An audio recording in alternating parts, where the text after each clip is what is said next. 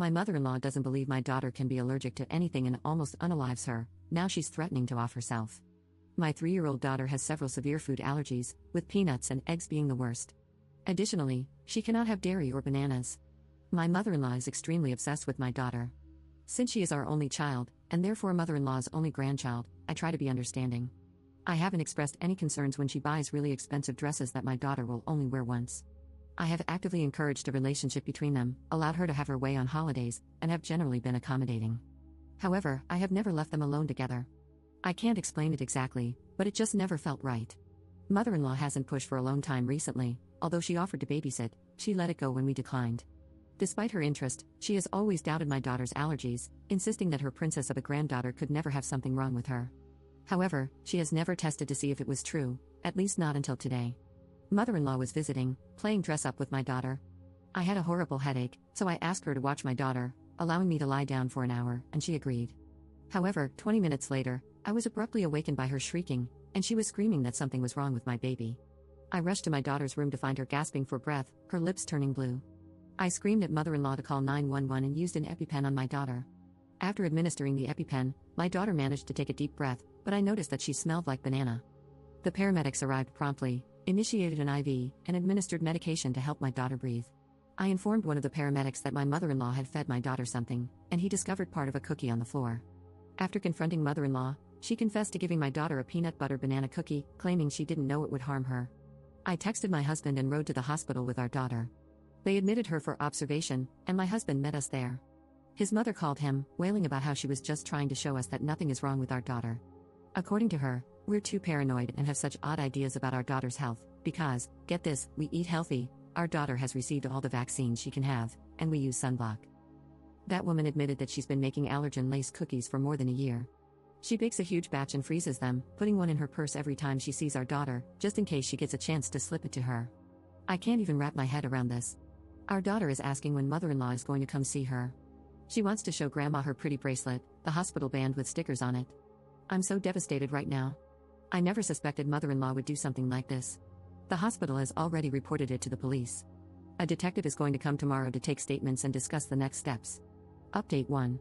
So, the detective just left. He's got copies of everything mother-in-law texted my husband, plus 11 voicemails she left me last night. Several of them were just her screaming that she's going to off herself because she can't live without her baby. The detective doesn't know what's going to happen because he's never seen this before, but for right now, they're going to take her into custody due to the threats of unalive, and the district attorney will have to look at the case next week. Our daughter is doing great, as they've sent a counselor to work with her for a bit, and we're going to continue with that while we navigate the next couple of weeks. She keeps asking when she'll get to see mother-in-law, and the counselor suggested telling our daughter, "Grandma made you very sick on purpose, so she's in timeout and can't see you," so we've just been repeating that. My husband's family is pretty split on the matter. Everyone is kind of in shock, but he's too angry to care about anyone who doubts our reaction. There are a few people who are saying she needs help, and that it's our duty to support her through this. Lol, nope, our duty is to our daughter full stop. That woman will never see us again. Our daughter and I are going to stay with my parents in Ireland for a while. We're leaving at the end of the month and my husband is in complete agreement. He's also talking about us moving a few states away just to make sure his mother can't get to our daughter. This could have been so much worse.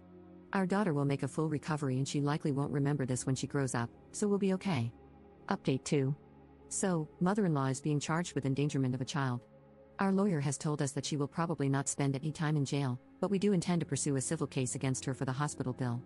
In any case, we have a restraining order against her and have informed my daughter's preschool. She will never lay eyes on my child again if I can help it. There will be no second chance for her to harm my child. My daughter has physically recovered 100%, and we are working closely with her therapist to make sure everything goes as smoothly as possible. She doesn't seem to be suffering any emotional trauma, but my husband is having a really tough time, all things considered. He is also in therapy to help him with the trauma of suddenly losing his mother, but he is rock steady on the resolve to cut her out entirely. Update 3. So, apparently going this long without seeing my daughter has made my mother-in-law lose it. Yesterday, I got a call from my daughter's preschool, and mother-in-law tried to pick her up. She told the staff there was a family emergency. Luckily, the preschool knew about our circumstances, and they did a soft lockdown and stalled until the police got there. Mother-in-law violated her restraining order, so there may be some legal action, but I haven't been told anything yet. Our daughter is fine. She has no idea anything happened. They locked down her classroom and played a series of very noisy games until it was over. We're moving several states away in June and not telling mother-in-law. Hopefully she'll figure out we're gone after it's too late to bother us anymore. Update 4. So my crazy, allergen giving monster of a mother-in-law somehow found out the day we were moving and showed up at our house. She parked behind the moving truck and said she wouldn't budge until we agreed to talk things out. The police were called and she was arrested for violating a restraining order, which I'm told could result in as much as 1 year in jail. But I believe she has to go to court first. Her car was towed, the movers finished up, and now we're all safely in a new state. All 4 of us, because we recently found out we'll be adding a new little one to our family in January, and mother-in-law has no idea. As for school, we're really fortunate that we can manage a nice private school with excellent security in the new state. I've had to go back to work part-time to cover the cost, but the peace of mind is worth it. My daughter and husband are going to continue therapy. Hubby is going to go to grief counseling because he feels as though his mother suddenly passed away. He is very adamant that she never sees our children, but losing his mother has been very difficult for him. If, heaven forbid, he were to waver on that, my children and I would be on the next flight to Ireland. Oh, and my daughter has started this program at a hospital nearby where she is exposed to her allergens in tiny but incremental doses. So far, it's going well. Thank you all for your support and advice during this ordeal. Update 5. So, hubby works for a large company with offices in multiple states. We told the new location not to release any info about my husband, as in don't confirm that he works there, nothing, but monster-in-law called the old location and played the forgetful old lady card, managing to get the number of the new location hubby transferred to. She then proceeded to call the new location.